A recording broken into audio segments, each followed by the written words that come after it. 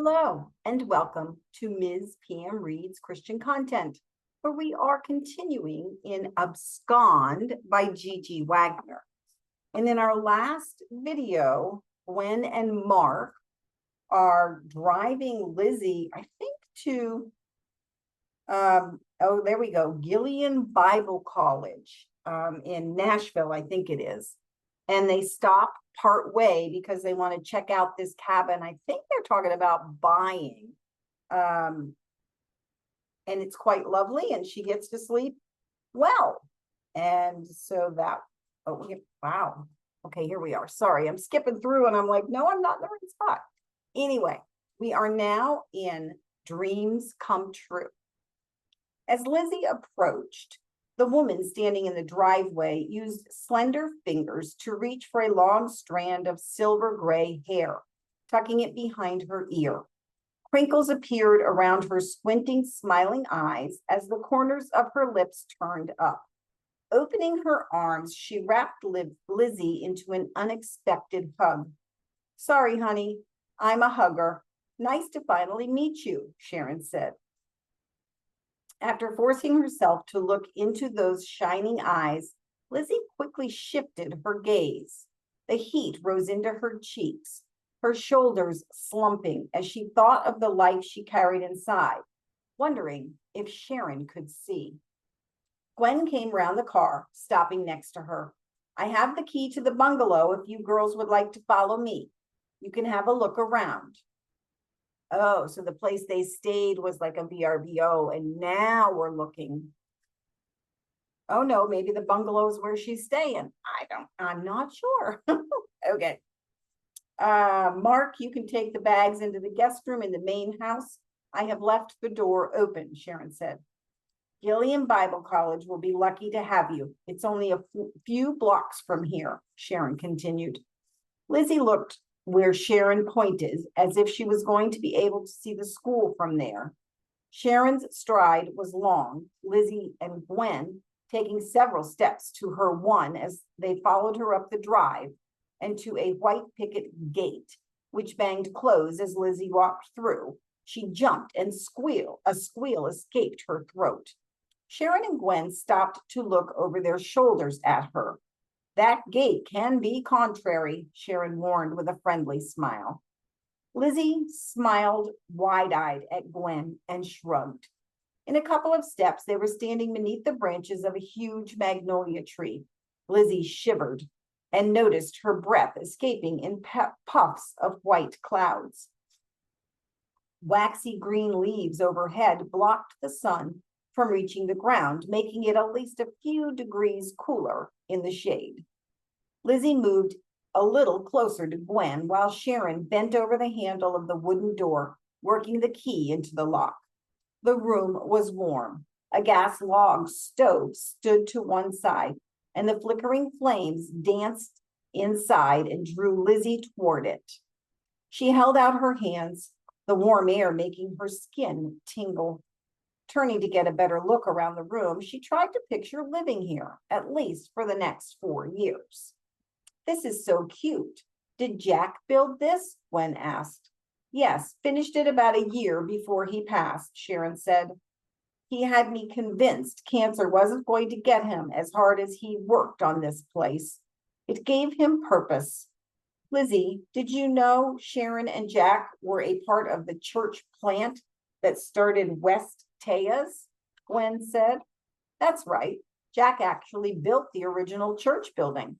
It's been nearly 40 years now. I mourned when Jack got the job here, taking me miles away from Samuel's Gate, but he found a way to keep me connected," Sharon said with a grand sweeping motion indicating the bungalow. "It is really lovely," Lyzee said. "I am relieved I hadn't already rented it. The Parsons girl just graduated and I was having some repairs done." Sharon said, "She also is from Samuel's Gate." She winked at Lyzee. "I like to give the kids from home first choice." "Do you ever think of moving back?" Gwen asked. Sharon sighed. Her eyes roamed the small, cozy room.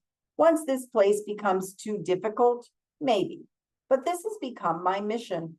Finding an affordable place for college students to live that is safe and this close to campus can be quite daunting. I enjoy helping out in that way.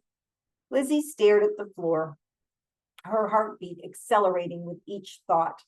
There was no way she could hide this. When she moved in, there would be a noticeable baby bump. Maybe Sharon would rather rent the house to a more deserving student. Lyzee chewed on her bottom lip, touching her hot cheeks as the sentence formed in her brain. She moved to the couch, turning to face Sharon, squeezing her hands together in an attempt to calm the shaking. I need to tell you something, and if you change your mind about allowing me to stay here, I will understand, Lyzee said. What is it, sugar? Sharon's eyes crinkled again, and she placed a hand on Lyzee's shoulder.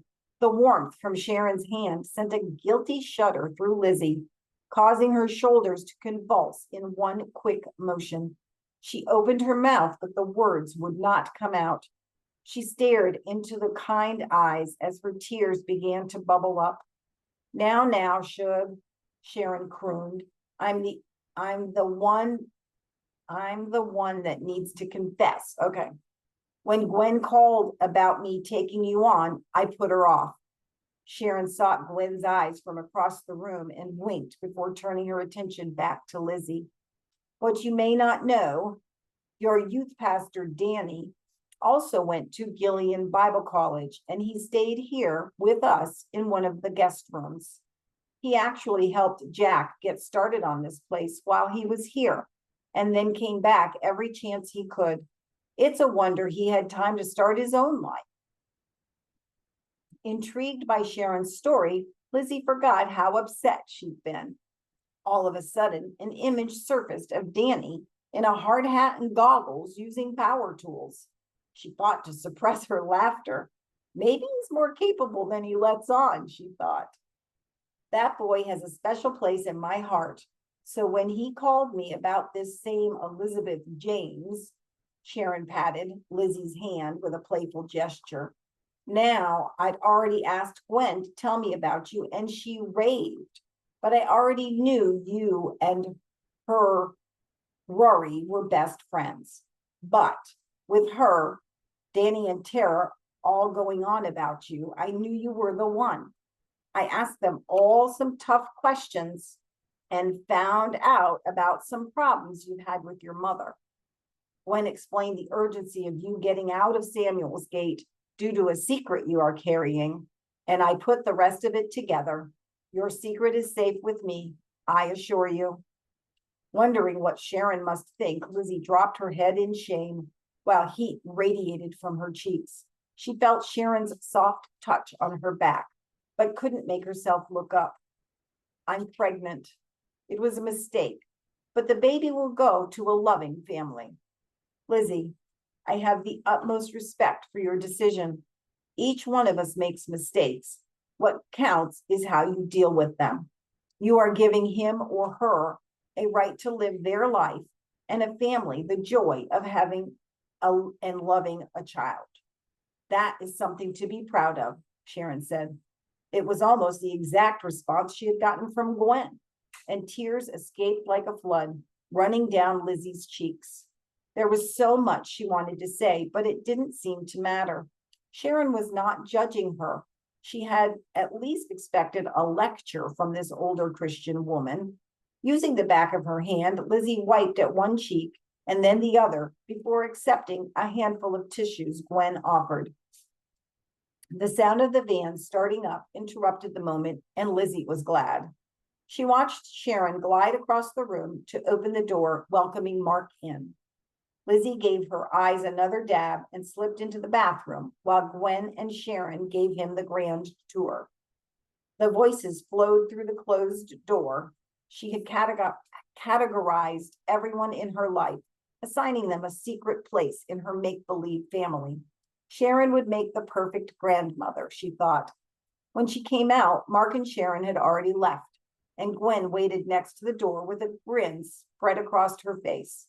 Mark has the van all warmed up. How about we take a tour of your new city? The next morning, Lyzee awoke before her alarm, rested and excited for orientation. It took only 5 minutes by car to get to campus. Mark slowed, weaving between distracted students crossing the street in all directions. Lyzee ducked down in her seat, trying to get a better angle from which to see the tops of the buildings. The sidewalks were wide enough for 2 cars to pass, and Lyzee couldn't even imagine what it must look like when school was in full session. She studied the signs in the roundabout that indicated which lane led to the various parking lots. With a glance at her information packet laying across her lap, she yelled, "Turn here!" Her insides quivered as nervousness threatened to overtake her. Lyzee could feel the butterflies in her stomach. Everyone was rushing around in a hurry and seemed to know exactly where they were headed. Lyzee paused, taking it all in, wondering if she would ever figure out this confusing place. "Isn't this so cool?" Gwen asked. "I guess parents go this way. Have fun. We'll meet up with you at lunch." Lyzee shook her head, quickening her pace, and following in behind a group of girls heading in the same direction.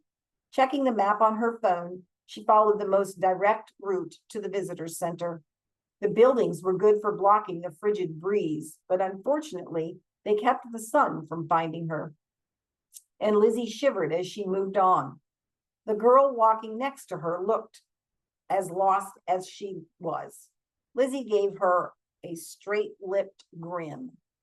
"Are you here for the campus tour?" the girl asked. Lyzee felt a spark as the girl's charismatic spirit reminded her of Rory. A confidence she had not experienced in a long time made her raise a little. A genuine smile replaced the polite one as Lizzie's eyes met hers. "I'm Findley." Maybe Lyzee has a new friend. I guess we'll find out. All right. Looks like we might skip a ways because the next section is graduation. Okay. So Lyzee's at college now, still pregnant. So we'll see if that comes up in addressing any friendships, maybe. I don't know. I've not read the book. We're reading it together. All right, you guys. I hope you have a blessed day, and I will see you next time.